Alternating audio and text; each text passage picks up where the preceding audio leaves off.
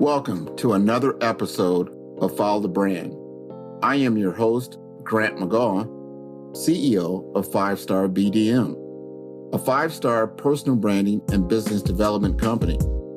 I want to take you on a journey that takes another deep dive into the world of personal branding and business development using compelling personal story, business conversations, and tips to improve your personal brand. By listening to the Follow the Brand podcast series, you will be able to differentiate yourself from the competition and allow you to build trust with prospective clients and employers. You never get a second chance to make a first impression. Make it one that will set you apart, build trust, and reflect who you are. Developing your 5-star personal brand is a great way to demonstrate your skills and knowledge. If you have any questions for me or my guests, please email me at grant.mcgaugh, spelled M-C-G-A-U-G-H, at 5-star BDM, B for brand, D for development, M for masters.com. Now let's begin with our next 5-star episode on Follow the Brand. Is college right for you? Is the price for post-secondary learning a challenge? A one-size-fits-all educational system does not work for everyone.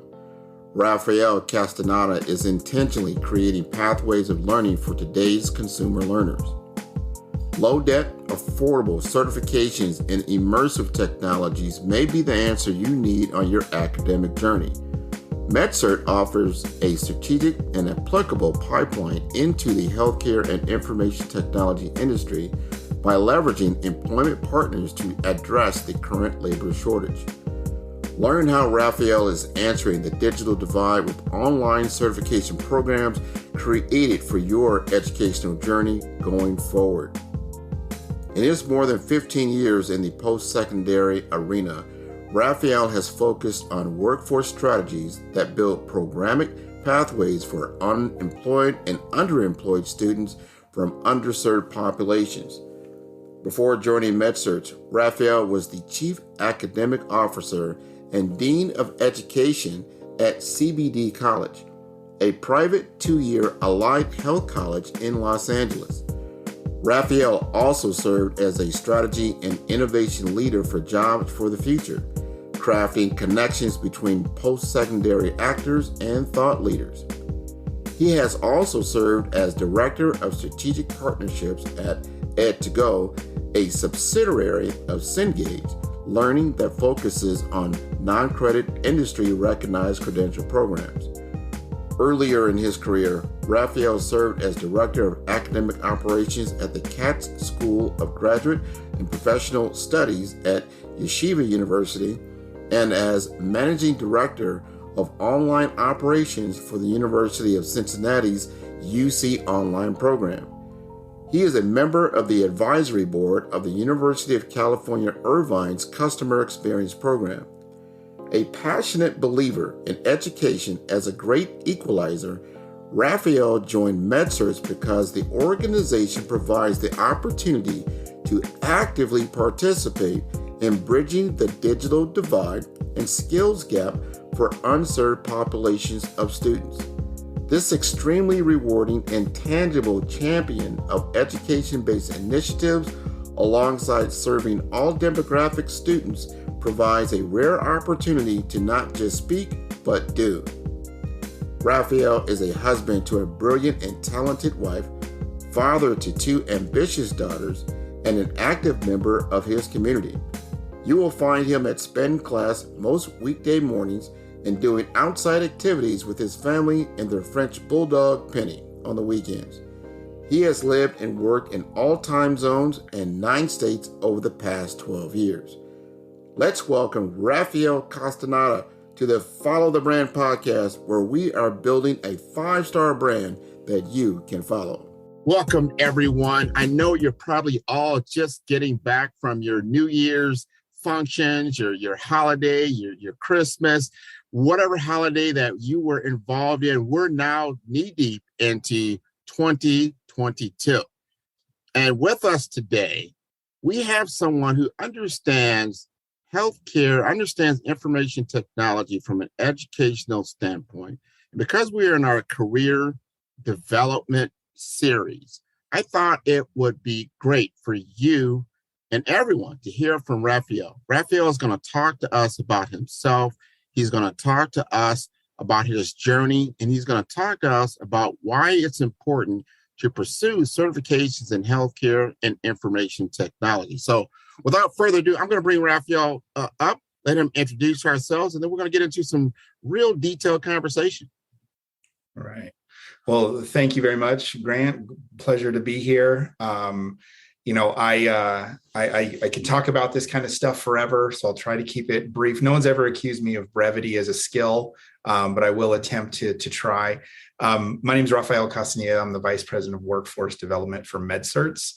MedCerts is part of the Stride Learning family of businesses, and it was started in 2009, and its primary function is to provide learners with certification training in the healthcare and IT field. And so I've worked on the non-credit side of post-secondary in several different capacities over the course of the last 21, 22 years when I first entered the industry. And I think that when you look at the landscape in the post-secondary world today, this is becoming more and more relevant. So the work that we do, not just with healthcare employer partners, but also with articulated credit into college degrees to help bolster programs, but do it in a way that provides a viable alternative to students that are making that decision in terms of how much do I want to spend? Is college the right thing for me? How do I get a job? These are all very, very relevant, I think, to the workforce and to the students as they're looking at their options today. So feel very, very pleased and happy to be here and eager to talk about this a little bit more. Well, you've been in the industry for a while.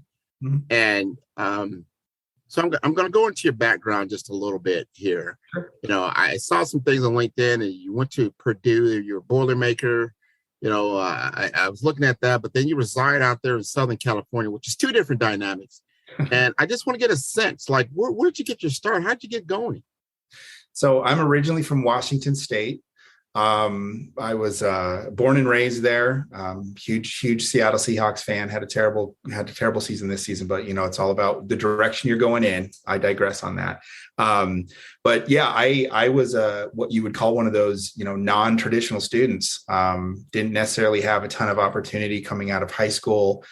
Took advantage of the Title IV FAFSA program. Ultimately went to undergrad right north of Seattle, and from that moment, I unexpectedly was exposed to post-secondary and kind of the workings of the post-secondary business. I spent a lot of time with the university provost, and he took me along to all of the committee meetings. And you learn a lot when you're just kind of sitting there listening. And so that was kind of my first exposure to the post-secondary world, kind of like behind the screen, if you will, and what it takes to successfully run an institution and how decisions are made. From there, I was able to, travel this country of ours. I've lived in 9 different states, in every time zone. Southern California, because there's not as much winter. I've lived in Boston, Chicago, New York, Cincinnati, Dallas, and others. And I can tell you that the value of that is I was able to be exposed to a lot of different subcultures inside of our country, and how decisions are made and how people approach post-secondary and work are very different from Chicago to Dallas to Southern California and all the places in between.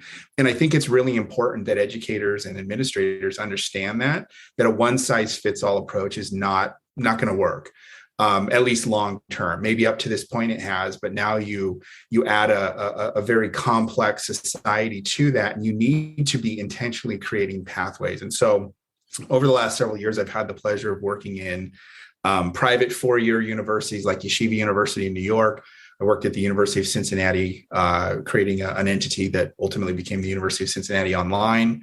I've worked in private 2-year, public, private, for-profit, not-for-profit, ed tech, publishing. It feels like every single capacity of post-secondary I've had some experience with. And I can tell you that all of those experiences, in addition to the travel, has led me to the place here at MedCerts where we have, I think, the right type of programs for the right time. And so I'm just excited to rely on those experiences and some of the people I've met along the way to help form that strategy so that we can create real, viable, affordable solutions for learners. All learners is the way that I hope that people take when they look at what we're doing. They can say that's for all folks. It's not just for some that can afford it. It's for all. And that for me is really important because you walk out with a certification that shows that you've got skills and it proves those skills.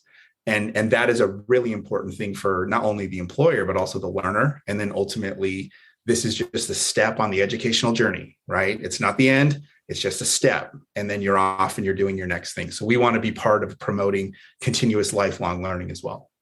I love that approach. And the fact that you have a well-rounded experience, that you see life from a lot of different angles, a lot of different lenses. I think you've kind of pretty much talked about some of your philosophy, especially now, given that fact, and you're talking about your objective. So your objective is to obviously educate your student population with healthcare, with information technology certification. Can you tell us more about that? Sure. So MedCerts was started in a place called Livonia, Michigan back in 2009. And if you don't know where that is, it's just east of Detroit, or excuse me, west of Detroit. And, it started as a organization that worked directly with American job centers. And if you know about the Workforce Innovation and Opportunity Act, the American Job Center is the core, the heartbeat of how federal funding distribution for displaced workers, that's where those decisions are made. Somebody is unemployed, they're underemployed, they're looking to get reskilled, upskilled. Maybe they've had a life event that they need to get back to gainful employment. And so the American Job Center is the heartbeat of that. MedCerts designs its programs to not only meet the needs of a non-traditional student, but they also want to have a very strong focus on immersive technologies inside of the program. It's not your traditional turn in a paper, do a discussion board, like nothing wrong with that at all. But you also have to think about the digital experience that many learners have today, and they're very comfortable with technology. And so we wanted to speak to that. The other side of that coin is that a lot of times when you include technology, things get very expensive. MedCerts has been very intentional about keeping its price points very, very in line with what somebody from an American Job Center would be getting from, say, a WIOA voucher. So very rarely would you find any of our programs priced above $4,000. Many of them are actually below that. So if you can think about that as compared to a diploma or an associate's degree that can cost $20, $30, $40, $50,000 in certain cases. Our goal is not to have a student walk out of this with any kind of debt. We want them to be able to have an affordable education that includes immersive technologies. And again, at the end of the day, gives them competencies and skills that are displayable, applicable in both the healthcare and IT field. And that's really our goal. So we have grown from that Livonia, Michigan location to be a nationwide part of the Stride Learning family, really thinking about adult education and how we can take this as I mentioned earlier, as an intermediary step for students who are just thinking like, I don't want to go into debt. I don't want to be doing this for 4 years so that any school or, opportunity that I have or skill that I'm building is irrelevant by the time I get out. And I want to be able to take this to a job that is going to lead to something else, not just something that I do for now until the next, recession happens. And then I'm in this same cycle again. But how do I take this to the healthcare field? How do I take this to the IT field and really build a career and a longevity with that or other employers? And that's really where MedCerts gets excited about providing this type of certification. So it's not just, can you get a credential? It's, can you pass an exam? And that exam is a certification exam. And that certification exam is a viable test or assessment put on by an independent third party that MedCerts trains its learners to go and pass. And once they do that, they have a tremendous opportunity to move into the workforce and really have a great opportunity and build a career because they have that certification credential. So we're excited about being positioned in this place to not only provide an affordable alternative, but also think about this as a stepping stone to the rest of their academic journey. Well, you've said a lot there. You're speaking directly to me. And I look at my past. I went to DeVry Institute of Technology, and it wasn't even called that when I went. When I went, it was called the Missouri Institute of Technology. So I used to tell people I went to MIT, right? And it was owned by Bell and Howell. And the thing, what intrigued me about it, especially when I was getting out of high school and why I went there, I got real world knowledge. I got out of the program and I was able to build a computer. I understand the ins and outs of what a computer was about, their CPU, the RAM, the ROM, and all like that. And the major thing was that I had a skill set when I initially got out of school, right? I could go to a job and offer them a skill and that I could get employed. And I love that. So you got out of school and you really got something for that. So I feel that you're doing the same thing with your MedCert program, that you have what I call applicable knowledge, applicable coursework that you can use in the real world, right? Yep. So given that said, now what advice would you give someone? Now they've got this, maybe they got your certification. What career set? How do you see their career trajectory moving forward after they leave your program? Got it. So, we're trying to think about how does post-secondary recruitment work in the first place. And, if you take a step back and you look at it, a lot of times there's major marketing initiatives that incorporate keyword sets, and a learner goes to their computer and they type in online learning in healthcare or some other set of keywords that leads them to a certain select set of choices based upon what Google or Bing returns to them, right? That's how we find information. And what we're trying to think about is that the most effective, efficient way to do it? And I mean, certainly we're gonna do that. What I would like for folks to consider, and what we're getting a ton of traction in right now, is let's be intentional about how the learner actually finds us. Can we recruit them into a job that doesn't necessarily exist yet? And what I mean by that is we work with several healthcare healthcare employment partners, what we call HEPs, which are large regional healthcare systems, think large hospital systems. And what we do is we partner with those employers to say they have a certain number of medical assistants, as an example, that they need to have filled at all of these locations in this region, right? And so what MedCerts does is it actually provides a strategic and intentional pipeline of recruitment where we actually do a train then hire model. And what that means is we go out to that student intentionally. And so when they search this opportunity, we're recruiting them through like a talent acquisition pipeline. And the student goes through our training as part of their ability to gain this role. Because if you look at the healthcare space and the IT space today, it's impossible for a lot of these healthcare systems to fill the open roles that they have. When you layer on a global pandemic and all the rules associated with who can work and how they can work and when they can work and all of these things, it's only exacerbated this challenge. And we expect this challenge to continue. So we're seeing healthcare partners go from, I need to fill 20 spots to I need to fill 1,800 spots nationwide. Well, gosh, if I'm a learner and I'm looking for training, wouldn't it be really cool if part of that training was going to be paid for in a sponsorship model by that employer? I go through the MedCerts training. I do a short on-site externship, clinical, whatever you want to call it. And then if I pass everything from there, that employer hires me into a role that I just trained for, that they just paid for, and then I get up to a 2-year employment contract. That's a real scenario. And we believe we can do that at scale. So when you say, what advice would I give people, is I would say, don't just look at this as a way for you to find a program that might fit what you're currently looking for. Think about all of the ancillary benefits associated with this training. And MedCerts, hopefully, is leading the way on this, that there's lots of healthcare systems out there. There's lots of companies that need information technology experts. What are they doing in terms of providing that upfront sponsorship for the training? as opposed to waiting until you've been an employee for a year to be eligible for their learning and development.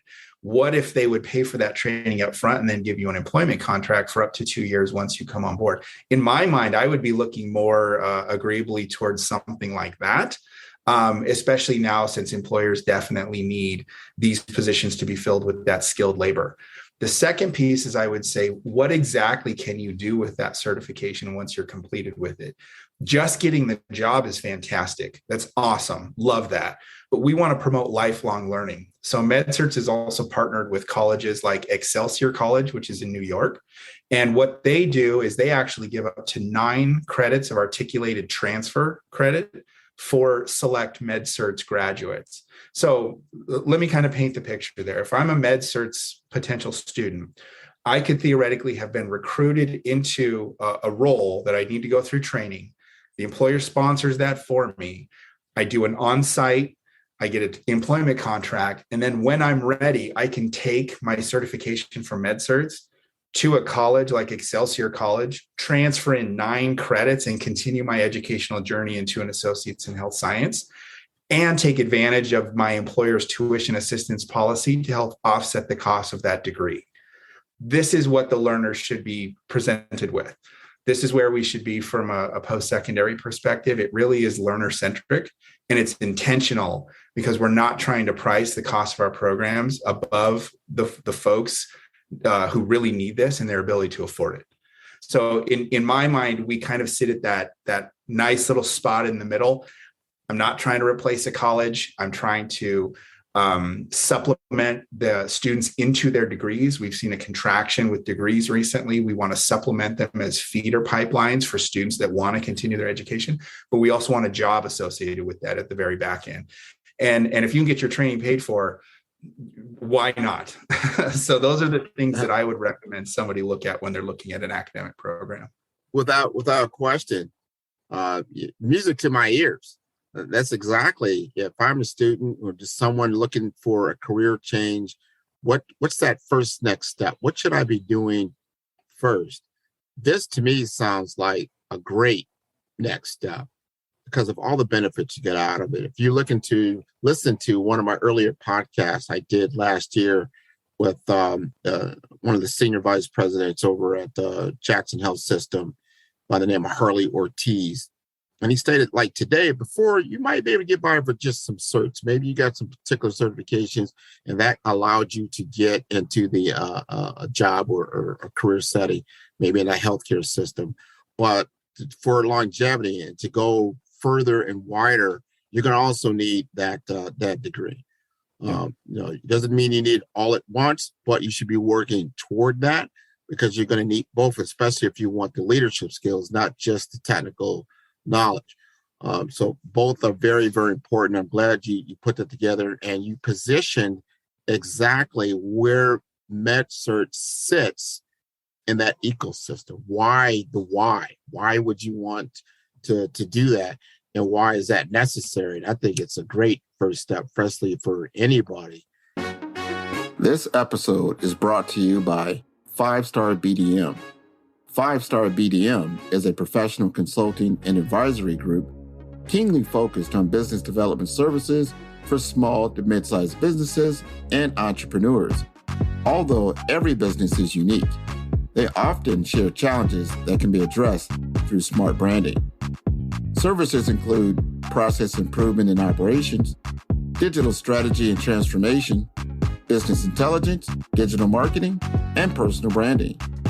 Our 5-Star business and personal branding company has helped a number of professionals and organizations to optimize and grow.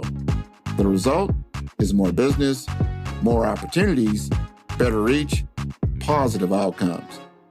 Please visit www.5starbdm.com to learn more and view all the episodes of Follow the Brand.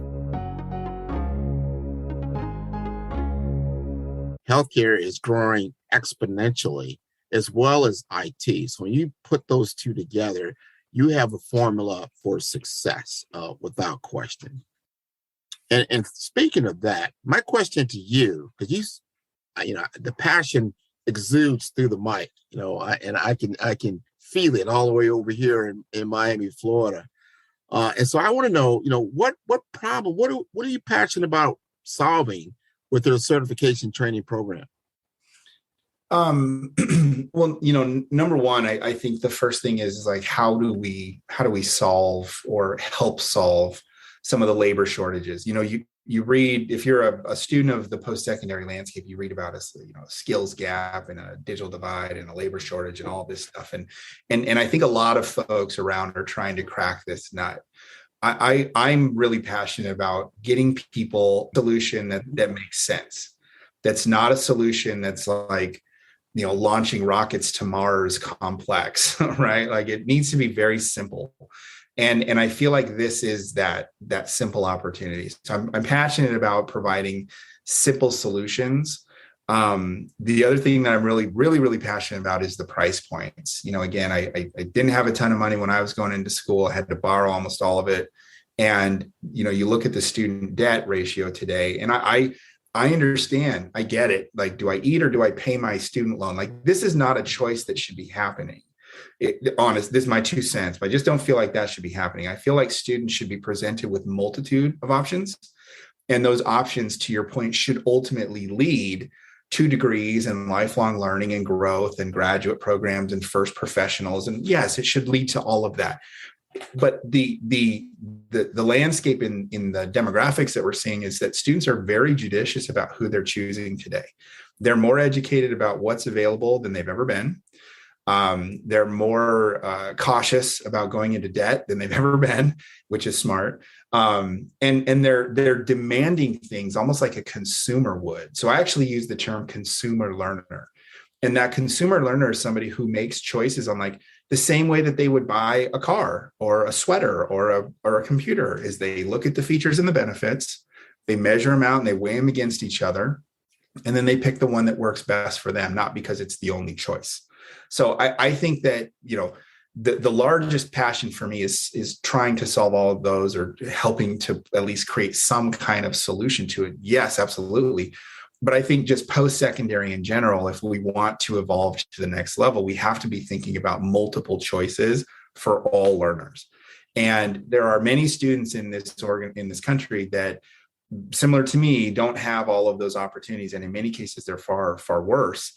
Well, how are we being intentional about making sure that all learners, capital ALL, all learners, get the same opportunity to go down this pathway if they choose to? That for me is another passion. I think it's really important. I think you have to be very intentional with it. And so that's why I'm proud of our price points. I'm proud of our modalities. We provide students with a laptop with all of the software associated with it as part of the program price to answer the digital divide.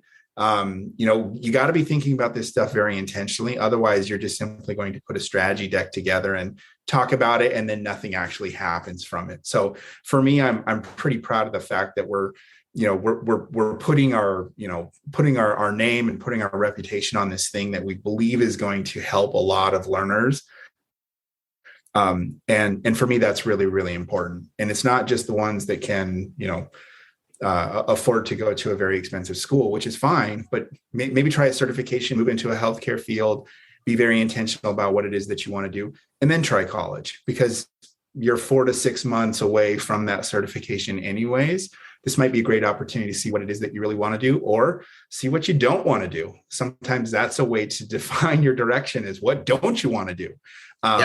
And narrow in on what you do want to do. So, passionate about this, but at the end of the day, this has to be about the learner.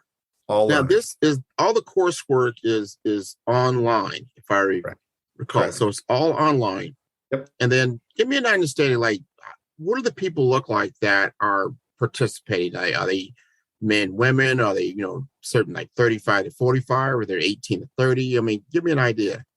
Yeah, it's a great question. And so MedCerts, when you look at our populations, we skew about 80% female identity.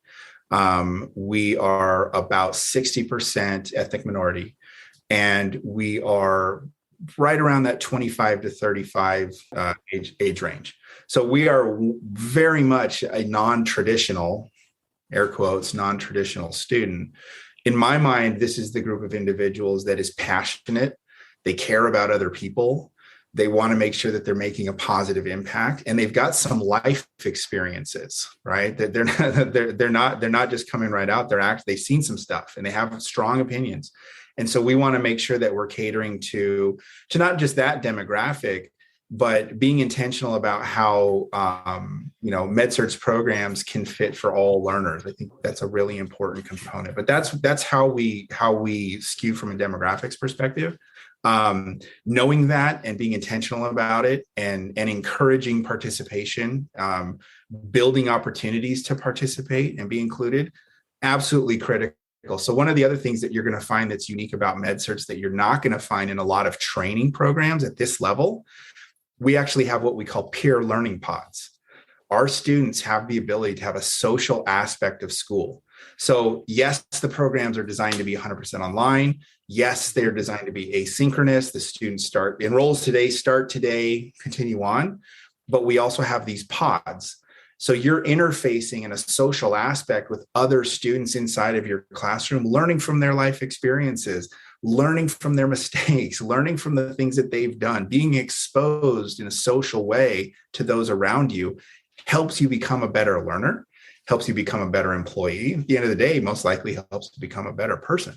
So we also want to incorporate the social aspect of learning, not just the academic or theoretical aspect of learning. So that pod concept, you generally don't find that in training. You usually find that at the degree level, but we're really excited about that. We rolled that out back in October, and are excited to see some of the interactions and the feedback that we've gotten from our demographics, because these are connected people.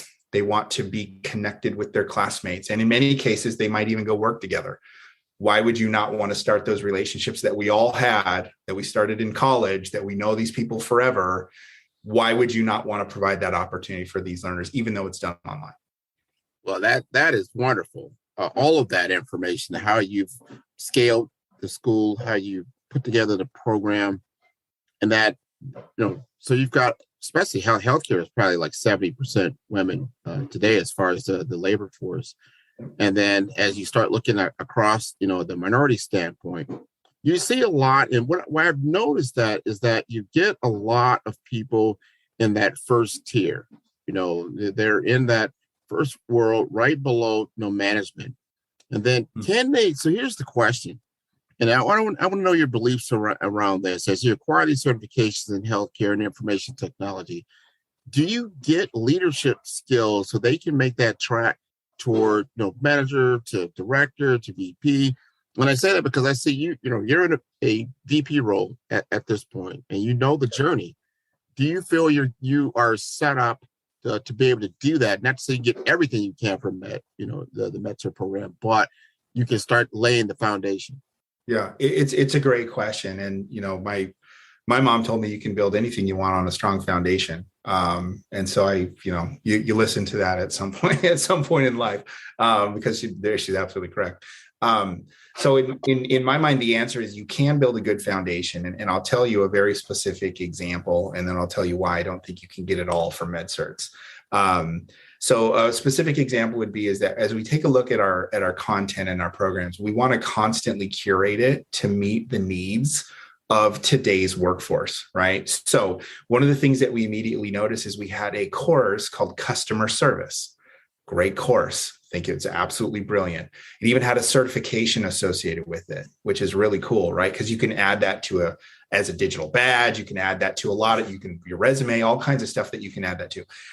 Realize that in the healthcare setting and in the IT setting, you actually need a little bit more than that. Specifically in healthcare, there's nuances and idiosyncrasies that happen in that setting that maybe don't necessarily happen in other settings. So we've actually pivoted the content in the course to move from customer service to what we actually titled a professionalism and allied health course, which we feel drives more towards what you're talking about in terms of leadership, human interaction, bedside manner, right? We want people to be able to experience this course and then be able to move into the work environment, having more refined skills in that area, quantifiable skills in that area. Not just if somebody asks you a question, do you answer it correctly? Yes, but what's beyond that? how are you a professional in the allied health field? That's a very definitive thing. So we wanted to add that upgrade, I guess you could say, to our content. So we're constantly looking at curating. We're constantly looking at making sure that we do add more of that, I guess you could say, non-clinical skill set to the programs, which is really, really important. The last thing I will say is that you can't get everything from MedCerts, right? We're mostly designed to be frontline employee focused, but it's a great entry point into the workforce, or re-entry point into the workforce in a great industry that's growing, as you mentioned earlier. Why I believe the articulated credit with our partners like Excelsior College and others that we'll be announcing in the new year, or in the next couple of months now that we're in the new year, is that's where you can develop more of those advanced leadership skills. So again, I'm a huge advocate and proponent of lifelong learning. I think you can come and get a certification. I've done it at Purdue, as you mentioned earlier, Lean Six Sigma. Yep. I had a master's degree at that time, so didn't necessarily need it, but knew that there was a skill set that I didn't quite have. So went and got that certification. Feel like it's definitely helped me in my career. And I would encourage learners to do the same thing. Don't think of MedCerts as like the one stop and then everything is solved. Think of it as a stop on the journey of your lifelong learning. And hopefully MedCerts can help you get from a certification to a degree and then continue on with your educational journey at that point. That only makes you much more valuable to an employer. And obviously, we know that the higher levels of education that you have, the more your outcomes from an employment perspective are. So we see ourselves as a step on the journey, not necessarily the solution to everything. I love that. And I call that, what I would ask my audience to do is step back and look at their skills. We do a skills gap analysis at 5-Star BDM, meaning when I have people that are looking to develop their brand when it comes down from a career perspective. So let's take a look at where are you now? Where do you want to be? And what does that look like? For instance, let's take a look at your profile. What does your profile say about you? How did you become a vice president in the education field? What was that track? You didn't just roll out of college and then boom, they just gave you this role, right? Mm-hmm. So do you have the skill sets that are necessary to achieve the goal that you're looking to accomplish? And you do that through a skills gap analysis. So I really, really like that you kind of articulated that, understand where you fit, that this is a quiver, in a bow in your quiver that you can shoot, to get to that next level, right? And it's a very good one, because I tell you, you sound very much like what I did at DeVry. Again, that when I got out of school, I had a skill set. And I knew where I fit in the market, and I knew I needed more, knowledge and experience. But this would at least get a paycheck going, as you said earlier. Hey, I got to make decisions. Do I pay my student loan or do I eat? Those are decisions you really don't want to make. But you want to get out of whatever coursework that you do that you can immediately generate an income. Mm-hmm. This is so important. I talk to a lot of different employers, and when they, they interview a lot of college students, people that just got out of different courses, and then they say, okay, well, what can you do? Because you've probably got a lot of generalized knowledge, but do you have a specific skill set? That's what's important, and that's what businesses are doing. They're doing it to generate profits. So you've got to be valuable. So what value do you bring to the game? You need to understand that value. So I do appreciate that. So I got one more question I wanted to ask you, and I think it's pretty important because you are in the know. You seem like you're on the cutting edge. You see where this is going. You've talked about some trends that are going on in the industry. So when you look at the education industry and how it's changing, what it looks like now, what's it going to look like, 24, 48 months from now, how do you see yourself in this change, and what are you doing to prepare yourself for the future? Yeah, that's a great question. And, I think, I'm a student of or what hopefully I consider myself to be a student of the post-secondary landscape. And so in the mid to late 90s, when I was going to college, there was one solution, one option, right? It was go to college or don't. That was kind of it. And I think about people like my brother-in-law who are very, very experienced, very successful, didn't go that route. And they're kind of considered like a bit of an outlier, like, wow, it's amazing. I think you had that always in existence. And the choice was either a yes or a no, right? So for me, I think the post-secondary landscape, whether that's for-profit, not-for-profit, state, private, whatever, we need to be thinking about building the which option. Which one is it? Not yes or no. And I think that is the true learner-centric approach, is that you build options for people so they can choose. And this is all learners, not some, because if it's yes or no, that only works for some. Which one works for many? So I think that's really important intentionality. The post-secondary landscape for 2 years in a row has seen contractions in direct enrollment into degrees, 2 years in a row. That should be alarming and a bit of a wake-up call to everybody. What that means, at least to me, is that learners are choosing to not go to college as a viable option. Like, that should be a huge red flag, because it's the yes or no option. This thing or not. Okay, fine. And we're seeing less and less students see the value of that. Again, they kind of look at it more of like a consumer than an actual, like, this is the only choice that I have. I think that colleges and universities and state systems and educators and administrators across the country are looking at this. And we work with some pretty innovative schools at the moment that do some amazing things. And they are now more open than ever to articulating credit from non-credit to for credit than they've ever been in the past, because they know these are supplemental feeder pipelines into the degrees. If we want this to continue, more and more schools need to be thinking about how do we look at the prior learning assessment process. And I can tell you that Dr. Gregory Fowler at the University of Maryland Global Campus does a fantastic job about this. He had a post a couple of months back. He said, we want UMGC to be the number one transfer school in the country in the next couple of years. To say something like that and then to do what he's doing, I think is absolutely phenomenal, because you have to be intentional about those transfer pathways. So, the post-secondary landscape, I think, is evolving. I think it has to evolve. It's no longer the yes or no, does this work for you right out of high school, 18 years old, going and living on campus, and those are the only students that we actually count in the population. I think we need to be thinking about, is there an option for that demographic of students, and what is it? Which one? I think we need to be thinking about adult students, people who have families and jobs and other obligations. I read a great article that said that there is no such thing as an adult learner schedule. It's all day, every day. And so unless you're thinking about it in that way, people are going to start choosing a different alternative. And that different alternative is not to go to school, which, if you think about it, that is not good for our country. That's not good for our economy. That's not good for us. So we have to create alternative pathways. Those pathways have to start in high school.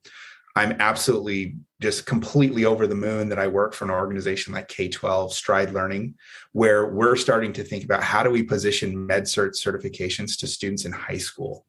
And you could leave high school with a certification. Like, this kind of thing did not exist when I was going to school. So to be able to think about that as an option, I think that as we were talking about this in the pre-show, the current situation has required us to look at things differently.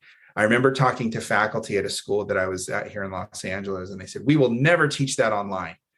And then this happened, and they go, well, we're going to see how we teach that online. and I don't think that online is the answer for everything. I certainly don't. Sometimes there's no replacement for the physical, kinesthetic, face-to-face experience. But I do believe that, necessity is the mother of all invention, and we are in a position to think about how to do this stuff that we've never done it before. And we have to be intentional about all learners coming along for that journey. It talks about price point, it talks about modality, it talks about the pathway. And as long as we can get that right, I think that we'll evolve in the right direction. We continue to go with the does this work for you, yes or no option. And I feel like more and more people are going to choose no. So we're required to move, and we're required to pivot. Well, I like how you said that, because when you look at our population, I want to talk about a specific population. the minority populations that are out in many urban areas, and that the messaging is not getting to them because they look at like some of these large schools, and you're like, you know what, I'm never going to be able to attend a school like that. I'm not going to be able to get a scholarship. I'm not the smartest person in the world. What are my options? And I love how you just articulated that it should not be a yes or a no. You should be like, no, here's the pathway for you. And we have a customized pathway that's going to work in your circumstance, because everybody has different circumstances, but they have different skill sets, and they have people grow and mature at different times in their lives. And because, I hate to see that, money is the barrier. You don't want that. Like, no, if this is your passion, this is what you want to be able to do, I would like to give you the opportunity to learn and grow and shoot your shot. So I love that attitude, and I love what you're doing there. We definitely want to get this message out as much as we can. So if people are out there, they want to get in touch with you, right? What would be the best way? Well, I mean, obviously the best way is go to the website, MedCerts.com. Certainly look me up on LinkedIn. Happy to talk to anybody about this. I could talk about it all day, but I'll spare you for at least for today. But we want to do as much of this as we possibly can, and the opportunity to think about that learner-centric journey and actually do something about it, to your point just a minute ago, is we work with American Job Centers all over this country, and we're in those places where these are the folks that need this the most. So you can even go to an American Job Center in your community. It's a community-based organization. It's probably right down the street. And I would say MedCerts is most likely represented there. Now, we may not be the right training solution for every learner. We understand that. But if you do want to learn more, obviously the website is the best place to go. Connect with me directly on LinkedIn. I'm happy to have a phone call with anybody on this if they wanted to talk about it, because I think it's exciting and I think it's relevant. So MedCerts.com. If you have more questions, connect with me directly, and happy to talk about any of this with anybody at any time. Well, we're happy to talk to you. You have been phenomenal. I want to congratulate you on a successful career. I want to congratulate you also for coming on Follow the Brand. This is what this show is all about. We need to share more stories, more like, this is what my contribution is to our society. And I want to be able to reach not just those in my particular network that I know, but those outside of it that need to take advantage of some of the services that are available. So I applaud you. I applaud MedCerts for bringing you on and having a conversation about what you do and what they do together on as we go into 2022. Can you believe it? 2022. So if we can come together as we have as a human family through COVID, we're not done yet, but we understand that we've got to work together to move forward. And I love how you said, you can use, video conferencing type technologies, not as a replacement for, one-on-one human interaction, but definitely it can help augment that reality. So it doesn't stop everything. And you still have continuous conversations as you need to. So I do appreciate you coming on the show.